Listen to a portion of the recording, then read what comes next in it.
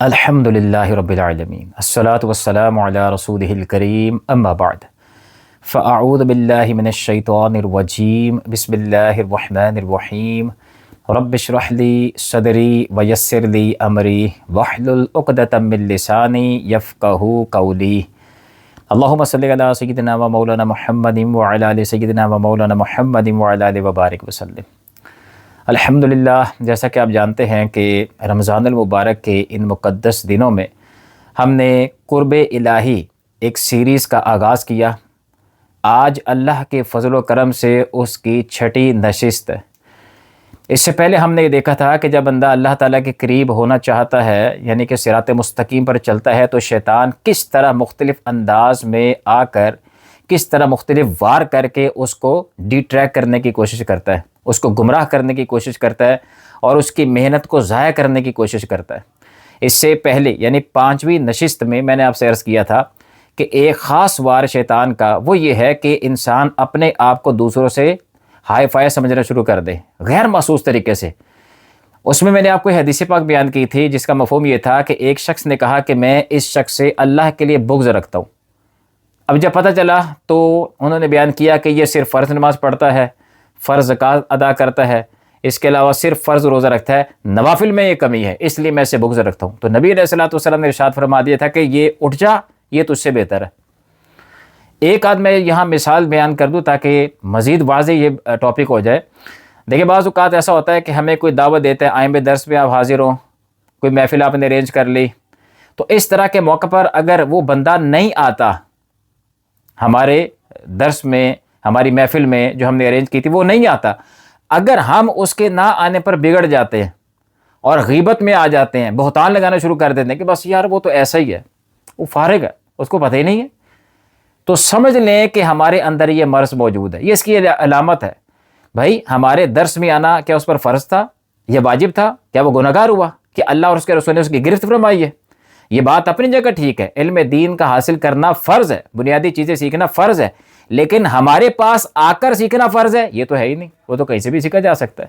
لہذا اس طرح کے معاملات میں پڑ جانا کہ ہم کسی کی بیک بائٹنگ شروع کر دیں، اس کے پیٹھ پیچھے اس کی عزت خراب کرنا شروع کر دیں، ان مواقع پر سمجھ جائیں یہ مرض ہم میں موجود ہے۔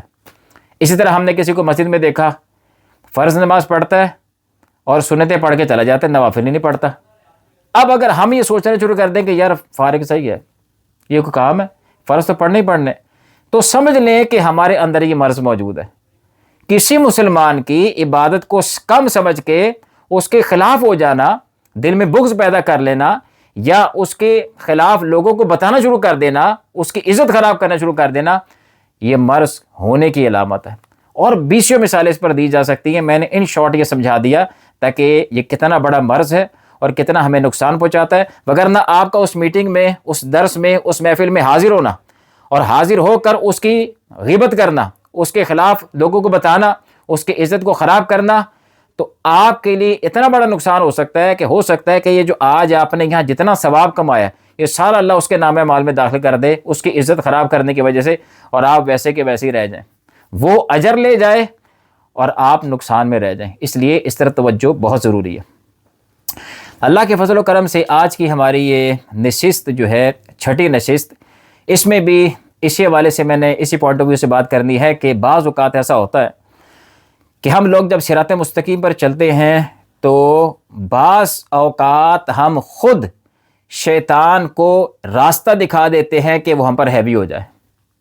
جی ہاں، وہ کیسے؟ وہ ایسے، یہ دیکھا گیا ہے کہ بعض اوقات جب بندہ دین کی طرف آتا ہے، اکثر لوگ بلکہ ایسے دیکھے گئے ہیں، جب ہم نئے دین کی طرف آتے ہیں، نئی ہدایت ملتی ہے، تو ہم آتے ساتھ ہی بہت سی عبادات کا جو ہے نا وہ اکٹھا کر لیتے ہیں، نوافل پڑھنا شروع کر دیے، تہجد میں 8، 10، 12 رکعتیں پڑھی جا رہی ہیں، بڑے بڑے وظیفے شروع کر دیے، بڑی بڑی تسبیحات چل رہی ہیں۔ ایٹ فرسٹ بڑی کیفیت بھی محسوس ہوتی ہے، مزہ آ رہا ہوتا ہے، بندہ کہتا ہے میں اب صحیح جگہ آ گیا ہوں۔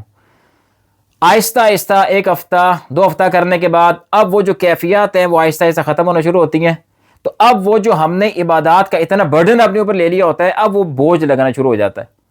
ہفتے 2 ہفتے 3 ہفتے کے بعد اب ہمیں محسوس ہوتا ہے کہ بھائی یہ تو بہت مشکل کام ہے، اور شیطان اس موقع سے بھرپور فائدہ اٹھاتا ہے۔ وہ کہتا ہے دیکھ، تو میں نے پہلے کہا تھا کہ یہ کام ابھی کرنے کے تھوڑی ہیں، ابھی تو جوان ہے، ابھی تو بڑھاپا آئے گا، تو کیا اتنی مشقت بڑھاپے تک کرو گے؟ لہذا ابھی خام خواہ تم نے داڑھی رکھ لی، اتنی تہجد میں نمازیں پڑھ رہے ہو، اتنے اشراق و چاش تم نے شروع کر دی ہیں، اتنے ہزار دفعہ تم درود پاک پڑھ رہے ہو، کیا کرتے ہو؟ کیسے چلو گے آگے؟ تو خام خواہ اتنی مشقت میں پڑھنے کی حاجت نہیں ہے، ابھی انجوائے کرو، لائف ہے ہی کتنی، بڑھاپا آئے گا دیکھی جائے گی۔ تو ہوتا کیا ہے کہ ہم نے جو اپنے شوق سے نوافل کا بوجھ اپنے اوپر لیا ہوتا ہے، تو وہ نوافل کے بوجھ سے ڈر کر، گھبرا کر، شیطان کے انجیکشن لگانے سے بار بار ہم آہستہ آہستہ نوافل کے ساتھ ساتھ فرائض واجبات سے بھی بیک ہو جاتے ہیں، پھر ویسے کہ ویسے ہی۔ بہت سے لوگ ایسے دیکھے گئے کہ ابتداً جب دین میں نئے نئے داخل ہوئے، یعنی کہ نئے نئے نیک بنے، تو بڑی باتیں شروع کر دی، بڑے وظیفے شروع کر دی، بندہ کہتا ہے ماشاءاللہ ماشاءاللہ بہت چینج آ گیا۔ کچھ ہی عرصے کے بعد وہی بندہ پھر داڑھی مڈا کے پھر ویسے کا ویسے ہی۔ تو ہوتا کیا ہے کہ ہم شیطان کو اس طرح موقع دیتے ہیں کہ وہ آ کے ہمیں گمراہ کرے، ہمیں ڈیٹریکٹ کرے، بوجھ ہم اپنے اوپر بنا لیتے ہیں، اور پھر ہم اس کا بہانہ یہ بناتے تھے کہ جی اسلام پر عمل کرنا ہے ہی بڑا مشکل۔ بھائی اسلام تو ہے ہی بہت آسان، آپ نے اس کو اپنے لیے مشکل بنایا ہے، اسلام نے تو نہیں بنایا۔ اسلام تو اتنا آسان ہے، زندگی اتنی سکون والی بنا دیتا ہے کہ آپ تصور بھی نہیں کر سکتے۔ ہم اپنی کم علمی کی وجہ سے غیر ضروری معاملات کو اپنے اوپر اتنا ہیوی کر لیتے ہیں کہ ہمیں اسلام بھی بہت مشکل نظر آنا شروع ہو جاتا ہے اور ہم ریورس ہو جاتے ہیں۔ ایک بڑی بنیادی حدیث پاک اس حوالے سے، اگر میں اور بیان نہ بھی کروں حدیث، ایک حدیث ہی فقط یہ بیان کر دوں تو سمجھنے کے لیے کافی ہے آج کے ہمارے اس ٹاپک کو۔ وہ یہ حدیث پاک میں ہے، حضرت عبداللہ بن عمر رضی اللہ تعالی عنہ، آپ سے روایت ہے، فرماتے ہیں کہ فرمایا نبی علیہ الصلوۃ والسلام نے کہ یہ مضبوط دین ہے، اس میں نرمی سے داخل ہو، آسانی کے ساتھ، اور اپنے دلوں میں اللہ تعالیٰ کی عبادت کا بغض پیدا مت کرو۔ یعنی اتنی لمبی چوڑی آپ عبادتیں کرنا شروع کر دیں کہ آہستہ آہستہ آپ کے دل میں نفرت آنا شروع ہو جائے، مشکل لگنا شروع ہو جائے، اور دل تنگ پڑنا شروع ہو جائے کہ یار یہ کیا ہے۔ فرمایا عبادت کا بغض پیدا مت کرو، کیونکہ قافلہ سے پیچھے رہ جانے والا منزل تک نہیں پہنچ سکتا اور نہ سواری کو باقی رکھ سکتا ہے۔ اب بڑی اہم بات فرمائی، فرمایا ایسے شخص کا سا عمل کرو جسے یہ گمان ہے کہ وہ بڑھاپے میں ہی مرے گا۔ یعنی ایسے عمل اختیار کرو کہ تمہیں پتہ ہے کہ تم نے بڑھاپے تک جانا ہے، اتنا لمبا تم نے سفر کرنا ہے، اور اتنی عبادت اختیار کرو کہ تم آہستہ آہستہ اگر بڑھاپے تک پہنچتے بھی ہو تو یہ عبادات تمہارے ساتھ تک چلیں، ان کو ادا کرنے میں کوئی پریشانی، کوئی ٹینشن نہ تمہیں ہو۔ ایسا عمل اختیار کرو کہ بڑھاپے تک تم نے زندہ رہنا ہے۔ اور فرمایا اور خوف اس بندے کا سا رکھو جس کو یہ یقین ہے کہ میں نے کل ہی مر جانا۔ عمل ایسا اختیار کرو کہ تم بڑھاپے تک اس کو نبھا سکو، اور خوف اللہ کا ایسا رکھو کہ جیسے تم نے کل ہی مر جانا ہے۔ اللہ اکبر کبیرہ۔ انتہائی خوبصورت نفیس حدیث پاک، پورا نچوڑ آپ کے سامنے اس ٹاپک کے حوالے سے آ گیا۔ اس کا مطلب یہ ہے کہ دین اسلام اس چیز کو پروموٹ نہیں کرتا کہ آپ بڑی لمبی چوڑی عبادتیں شروع کر دیں، ہر وقت اللہ اللہ کرتے رہیں، اس معنی میں کہ ہر وقت آپ نے مصلی بچھایا ہوا ہے، دنیا سے کٹ آف ہو گئے ہیں، کسی کے حقوق نہیں ادا کر رہے، اور غاروں والا سلسلہ آپ نے بنا لیا ہے۔ دین اس کو پروموٹ نہیں کرتا۔ میں آگے انشاءاللہ آپ کو روایتیں پڑھ کے سناؤں گا، دین اس کو پروموٹ نہیں کرتا۔ ایک اور حدیث پاک حضرت انس رضی اللہ تعالیٰ عنہ سے روایت ہے، نبی علیہ الصلوۃ والسلام ارشاد فرماتے ہیں کہ اپنی جانوں پر سختی نہ کرو ورنہ اللہ تعالیٰ تم پر بھی سختی فرمائے گا۔ اور اسی طرح ایک روایت کے یہ کلمات بھی ہیں کہ اپنی جانوں پر سختی نہ کرو، دین تم پر خود غالب آ جائے گا۔ یعنی اللہ تعالیٰ تو تمہیں انعام دینے سے اکتانے سے پاک و صاف ہے، جتنی عبادت کرو وہ انعام دے گا، لیکن تم تھک جاؤ گے تو دین تم پر غالب آ جائے گا، اللہ نہیں تھکے گا، تم خود تھک جاؤ گے۔ لہذا اپنے آپ کو ایسی مشقت میں ڈال دینا کہ جس کی وجہ سے دین ہی مشکل لگنا شروع ہو جائے، یہ مناسب نہیں ہے۔ تو یہ چند ایک روایتیں میں نے اس حوالے سے آپ کو پڑھ کے سنا دی کہ جب بھی دین کی طرف آئیں، عبادات کو اختیار کرنے کا موقع محل بنے، تو اتنی عبادت اختیار کی جائے جو ہم آسانی کے ساتھ اس کو فور ایور کر سکیں، فور ایور سے بعد بڑھاپے تک کر سکیں، اگر زندگی ہماری اتنی ہو تو۔ ایک بڑا ہی اصول نبی علیہ الصلوۃ والسلام نے بیان فرما دیا، وہ بھی حدیث پاک سننے والی ہے، جس کا مفہوم یہ ہے کہ اللہ تعالیٰ کو وہ عبادت زیادہ پسند ہے، زیادہ محبوب ہے جو مستقل طور پر کی جائے اگرچہ تھوڑی ہو، بڑی آمد اسے پاک. یعنی ایک بندہ تہجد میں اٹھتا ہے، کبھی 12 رکعتیں پڑھ لیں، کبھی 8 پڑھ لیں، کبھی 10 پڑھ لیں، کبھی 2 پڑھ لیں، کبھی چھوڑ دی. اس کے بجائے وہ بندہ جو تہجد میں اٹھ کے صرف 2 رکعتیں پڑھتا ہے اور مسلسل پڑھتا ہے، اللہ کو یہ زیادہ پسند ہے بنسبت اس پہلے والے کے، کہ کبھی اتنی عبادت شروع کر دی اور کبھی کم کر دی، کبھی چھوڑ دی. تو یہ اپ ڈاؤن نہیں، اللہ کو وہ عمل پسند ہے جو مسلسل ہو اگرچہ تھوڑا ہو. تو فرائض، واجبات، سنت مؤکدہ، ان کی ادائیگی کے بعد جب آپ نوافل کی طرف آتے ہیں اللہ کا مزید قرب پانے کے لیے، اس میں ہمیشہ یہ اصول سامنے رکھیں، عبادت مختصر ہو تاکہ کل کو ہمارے لیے بوجھ نہ بنے، وگرنہ ہم خود دین کو جو ہے اپنے لیے مشکل بنا لیں گے اور فیڈ اپ ہو کے پیچھے ہو جائیں گے. تو یہ بہرحال اس چیز کا لحاظ رکھنا بہت ضروری ہے. یاد رکھیں ہمیں اللہ تعالیٰ نے پیدا فرمایا، اللہ اپنے بندوں کو زیادہ جانتے ہیں ہم سے کہ میں نے اس بندے کو کیسا بنایا ہے. ہم فرشتے نہیں ہیں کہ جس کو جس کام میں لگا دیا وہ لگا ہوا، نہ تھکے گا، نہ اس کی کوئی حاجتیں ہیں، نہ ضرورتیں ہیں، کوئی مسئلہ نہیں، وہ لگا ہوا ہے. ہم فرشتے نہیں ہیں. ہمارے ساتھ خاندان ہے، بیوی بچے ہیں، رشتہ دار ہیں، دوست احباب ہیں، نکاح، کاروباری مسائل ہیں اور صحت بیماری کے مسائل ہیں. ہر چیز ہمارے ساتھ ساتھ چلتی ہے. سینکڑوں مسائل کے ساتھ ساتھ رہتے ہوئے اللہ کی عبادت بھی ہم نے کرنی ہے. تو اس لیے اگر آپ دین کا مطالعہ کریں گے آپ کو پتہ چلے گا کہ دین اسلام نے کوئی ایسی عبادت ہم پر لازم نہیں کی جس پر چلنا بہت زیادہ مشکل ہو جائے، جس کو پورا کرنا بہت زیادہ مشکل ہو جائے. بندہ کہ یہ کیا ہے، ایسا نہیں ہے. دین بہت آسان ہے، ہم اس کو مشکل بناتے ہیں. یا کوئی استاد ہے تو اپنے اسٹوڈنٹس کو، کوئی پیر ہے تو اپنے ماننے والوں کو کوئی ایسا وظیفہ، کوئی ایسا عمل بتا دینا کہ ان کی زندگی تنگ ہو جائے. دین اس کو پروموٹ نہیں کرتا. دین بہت آسان ہے. اب اس حوالے سے چند ایک احادیث میں آپ کو بیان کرتا ہوں کہ دین اسلام بڑی لمبی چوڑی عبادتوں کو اگر آپ کہیں کہ میں بہت زیادہ جو ہے اللہ پسند کرے گا، اس حوالے سے دین اس کو پروموٹ نہیں کرتا. آسانی سے عمل کریں، مستقل بنیادوں پر کریں، یہ اللہ کو زیادہ پسند ہے. ایک روایت اسی حوالے سے، حضرت عبداللہ بن عمر رضی اللہ تعالیٰ عنہ آپ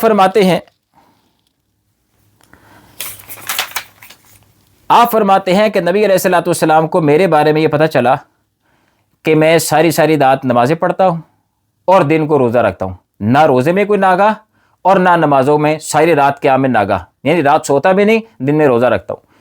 نبی علیہ الصلوۃ والسلام نے مجھے بلا لیا. آپ نے فرمایا اے عمر، اے عبداللہ، مجھے آپ کے بارے میں یہ بات پتہ چلی ہے، کیا ایسا ہی ہے؟ عرض کی جی یا رسول اللہ صلی اللہ علیہ وسلم ایسا ہی ہے. فرمایا ایسا مت کرو، رات کو سویا بھی کرو، عبادت بھی کیا کرو، اور دن میں اگر تمہیں روزے رکھنے ہی ہیں تو ہر مہینے میں 3 روزے تمہیں کافی ہیں. اور یاد رکھو ہر روزہ یعنی کہ ایک نیکی 10 کے برابر ہے، لہٰذا ایک روزہ 10 دنوں کے برابر ہوا. تو فرمایا اگر تم ہر مہینے 3 روزے رکھ لو تو پورے مہینے کے روزے ہو جائیں گے، اور اس طرح اگر سارا سال رکھتے رہو تو سارا سال روزہ رکھنے کا تمہیں ثواب مل جائے گا. تو اتنا کافی ہے. عرض کی یا رسول اللہ صلی اللہ علیہ وسلم میں اس سے زیادہ طاقت رکھتا ہوں. فرمایا اچھا 5 کر لو. عرض کی میں اس سے زیادہ طاقت رکھتا ہوں. فرمایا اچھا 7 کر لو. آپ علیہ الصلوۃ والسلام 2 روزے بڑھاتے رہے یہاں تک کہ 15 روزوں تک بات آ گئی، یعنی ایک دن روزہ رکھوں گا، ایک دن نہیں رکھوں گا.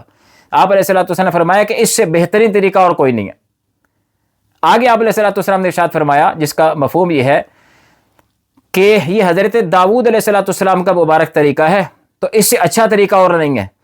اب جب حضرت عبداللہ بڑھاپے کو پہنچتے ہیں تو اب وہ کیا ارشاد فرماتے ہیں کہ کاش میں اس وقت نبی علیہ الصلوۃ والسلام کی بات مان لیتا. اب جب وہ خود کمزور ہو گئے، بڑھاپے کو پہنچ گئے تو اب مسائل پیدا ہوئے، تو عرض کرنے لگے کاش میں اس وقت نبی علیہ الصلوۃ والسلام کی اس دی ہوئی چوائس کو قبول کر لیتا، یہ مجھے اپنے مال اور اولاد یعنی اہل سے بھی زیادہ پسند ہوتا.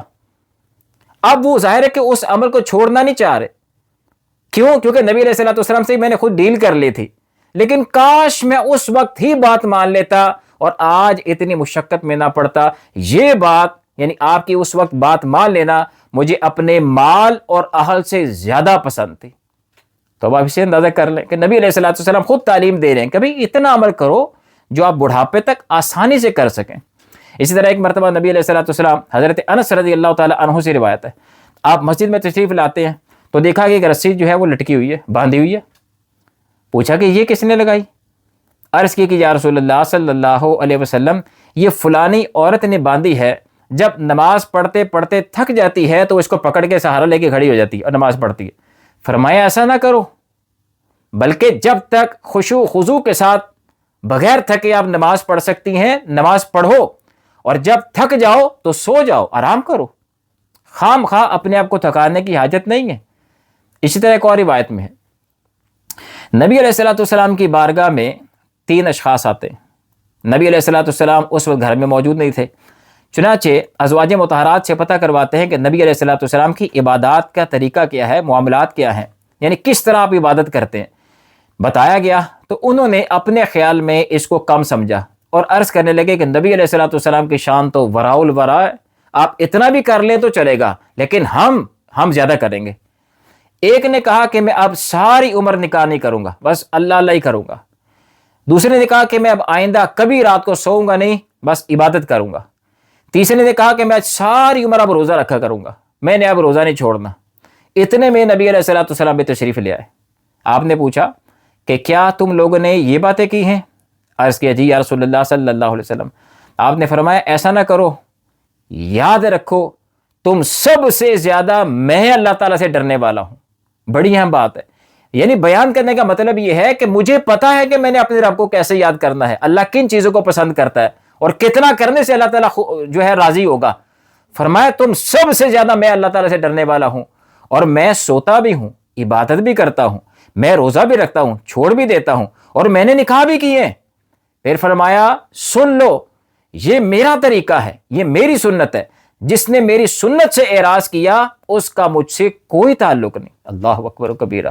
اب آپ اس سے اندازہ کر لیں کہ نبی علیہ الصلوۃ والسلام واضح طور پر کیا چیز بیان فرما رہے ہیں۔ اسی طرح ایک اور روایت، حضرت سلمان رضی اللہ تعالیٰ عنہ اور حضرت ابو دردہ رضی اللہ تعالیٰ عنہ، ان دونوں کو آپس میں نبی علیہ الصلوۃ والسلام نے بھائی بھائی بنا دیا، جیسے شروع میں مہاجرین اور انصار کو آپس میں بھائی بھائی بنایا۔ ایک مرتبہ حضرت سلمان رضی اللہ تعالیٰ عنہ اپنے بھائی کی زیارت کے لیے آئے۔ جب آئے تو آپ نے گھر والی یعنی ام دردہ رضی اللہ تعالیٰ عنہا کو دیکھا کہ ان کی حالت بڑی ہی میلے کچیلے حال میں ہے، تو آپ نے فرمایا کہ یہ کیا حال بنا رکھا ہے؟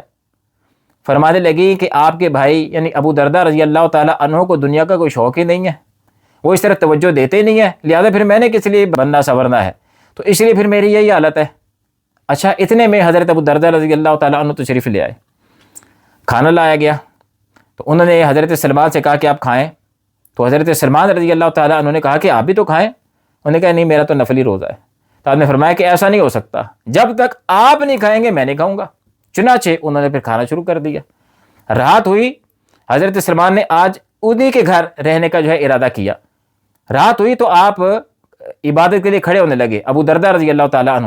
حضرت سلمان نے فرمایا کہ ابھی رکیں، اب سو جائیں، یہاں تک کہ فجر کے قریب جب فجر کا وقت شروع ہونے لگا اس سے کچھ پہلے آپ نے حضرت ابو دردہ رضی اللہ تعالیٰ عنہ کو اٹھایا اور فرمایا اب آپ اٹھیں اور اللہ کی عبادت کریں۔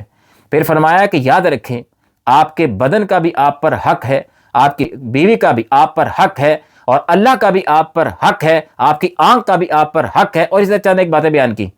حضرت ابو دردہ رضی اللہ تعالیٰ عنہ نے یہ ساری بات جا کے نبی علیہ الصلوۃ والسلام کے سامنے رکھ دی کہ میں یوں چاہ رہا تھا عبادت کرنا، اور سلمان نے مجھ سے یہ باتیں کی ہیں۔ آپ علیہ الصلوۃ والسلام نے حضرت سلمان رضی اللہ تعالیٰ عنہ کی بات کی 100% تائید کی کہ سلمان نے سچ کہا، تمہارے بدن کا تم پر حق ہے، تمہاری آنکھ کا تم پر حق ہے، تمہاری بیوی کا تم پر حق ہے۔ تو ایسے اندازہ کر لیں کہ شریعت یہ چاہتی ہے کہ آپ اپنے اوپر اتنا بوجھ نہ لیں کہ آپ دیگر حقوق و فرائض سے بھی بے پرواہ ہو جائیں اور خود آپ کی زندگی آپ کے لیے تنگ ہو جائے۔ تو یہ بہرحال سمجھنا ضروری ہے، کہیں شیطان کو نقب لگانے کا چانس نہ مل جائے کہ بندہ کہے یار بہت مشکل ہے، یہ تو میں نہیں کر سکتا۔ تو اس حوالے سے سمجھنا بہت ضروری ہے۔ اب ایک دو حدیث اس حوالے سے میں بیان کر دوں کہ اگر بندہ آسانی کے ساتھ دین پر چلے تو وہ محروم نہیں ہے۔ میں نے آپ کو بتا دیا تھا کہ انشاءاللہ تعالی اگر علم، اس پر عمل، اور عمل میں فرائض، واجبات، सुन्नत मुअक्कदा, कम अज कम इनका अहसन अंदाज में एहतिमाम करे तो इंशाअल्लाह वो तकवा की दौलत पा लेगा। अब इसी वाले से चंद एक हदीसें मैं आपके सामने बयान कर दूं। जैसा कि एक शख्स नबी अलैहिस्सलाम की बारगाह में हाजिर हुआ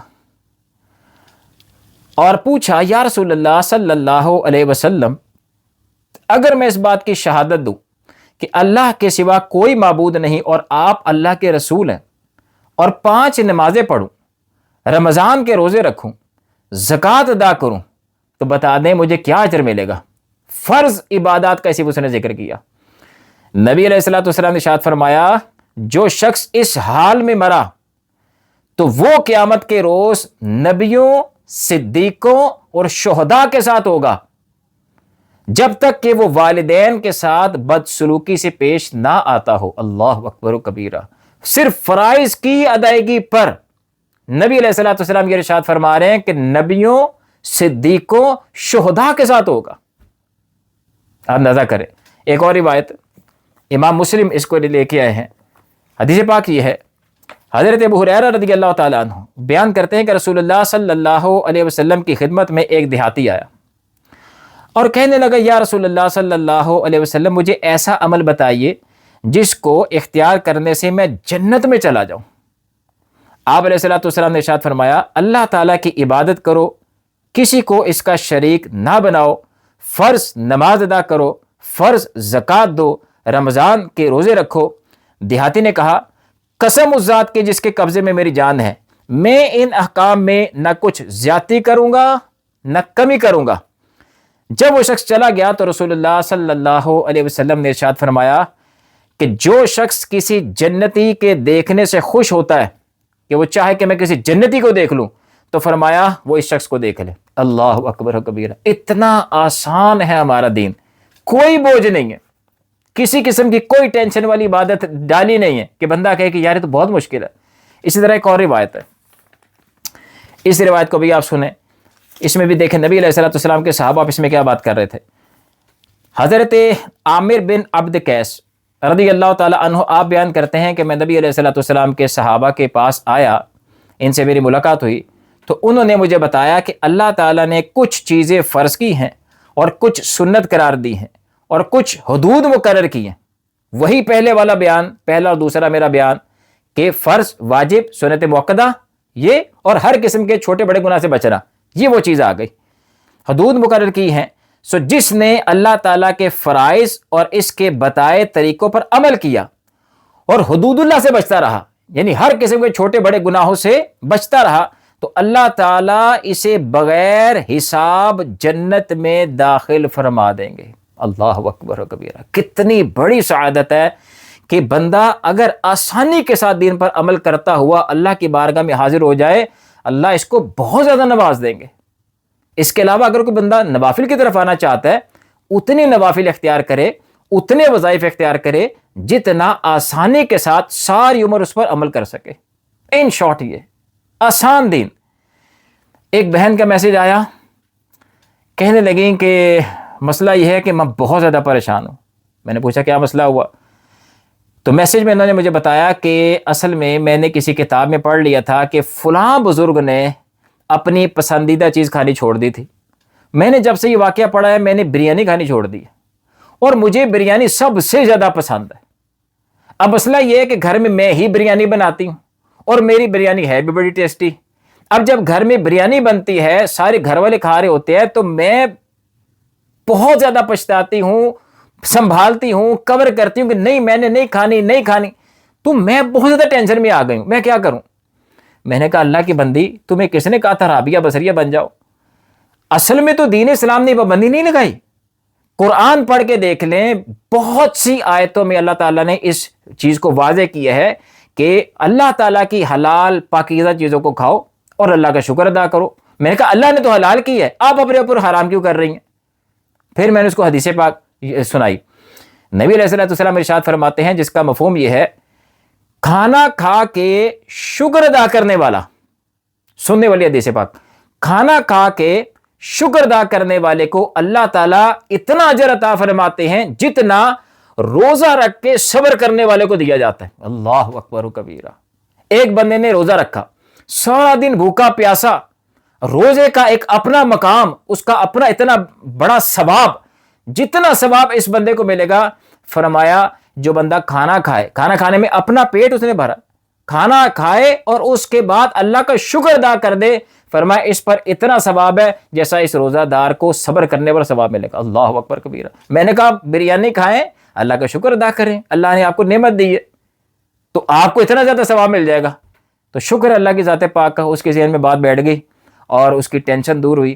تو ایسی عبادات اختیار نہ کریں۔ اب دیکھیں نا، اس عورت کا زور کس کی طرف لگ رہا ہے؟ ایک ایسے کام کی طرف جو شریعت نے لازمی نہیں کیا، اپنے آپ کو روک رہی ہے اور پریشان ہو رہی ہے، اذیت بھی لے رہی ہے، اور خام ایسے کام پر سارا زور صرف ہو رہا ہے جس کو شریعت نے کسی قسم کا حوالے سے ہمیں پابند نہیں کیا۔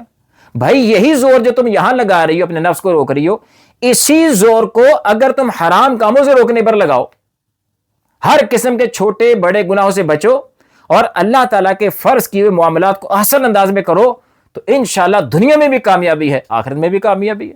اور یاد رکھیں، بزرگان دین نے ایسے اعمال کیے ہیں، ہر بندہ وہ بزرگ نہیں بن سکتا، اور ہمارے لیے رول ماڈل ہمارے نبی علیہ الصلوۃ والسلام کی مبارک ذات ہے۔ اللہ نے اپنے محبوب علیہ الصلوۃ والسلام کی مبارک زندگی کو ہمارے لیے اسوہ حسنہ بنایا، اور صرف ہمارے نبی علیہ الصلوۃ والسلام کی ذات ہمارے لیے رول ماڈل ہے، لہذا سنت کے مطابق جو زندگی گزارنے کا طریقہ ویسے گزارنی چاہیے۔ اب دیکھیں، اللہ تعالیٰ نے نبی علیہ الصلوۃ والسلام نے ایک موقع پر شہد کو اپنے اوپر حرام کر لیا کہ بھئی میں اب یہ نہیں کھاؤں گا۔ اللہ تعالیٰ نے اپنے محبوب علیہ الصلوۃ والسلام سے فرمایا کہ محبوب آپ ایسا نہ کریں، سیدھی سی بات ہے، بات ختم ہو گئی۔ تو اللہ تعالیٰ یہ نہیں چاہتا کہ ہم لوگ اللہ کی نعمتوں کو جوڑ دیں، استعمال کریں، طریقے کے مطابق استعمال کریں، ایسے معاملے، ایسی عبادات، ایسی پابندیاں اپنے اوپر عائد نہ کر لیں کہ جس کی وجہ سے ہم دین صحیح بدزن ہو جائیں اور دین کو چھوڑ بیٹھیں، اور شیطان اس موقع سے بھرپور فائدہ اٹھاتے ہوئے ہمیں ڈی ٹریک کر دے۔ تو یہاں شیطان جو ہے نا نقب اس انداز میں لگا سکتا ہے کہ عبادات کو بوجھ بنا کر سامنے رکھے، پہلے عبادات کو کروائے، پھر بوجھ بنا دے، اور پھر آہستہ آہستہ فرض واجب سے بھی پیچھے کر دے۔ تو الحمدللہ تعالی چند باتیں اس حوالے سے میں نے آپ کے سامنے عرض کر دیں۔ آج کے اس سیشن میں جو ہم نے بات کی ہے اس کا خلاصہ کلام یہ ہے کہ فرائض، واجبات، سنت مؤکدہ سے ہٹ کر جب بندہ نوافل کی طرف آئے تو صرف اتنی عبادت کو اختیار کرے، ایسے وظائف کو اختیار کرے کہ جو بڑھاپے تک آسانی کے ساتھ اور مسلسل مستقل بنیادوں پر اس کو ادا کر سکے۔ اللہ تعالی ہم سب کو علم دین سیکھنے، سمجھنے، اس پر عمل کر کے اخلاص کے ساتھ اس کو آگے پہنچانے کی بھی توفیق عطا فرمائے، آمین یا رب العالمین۔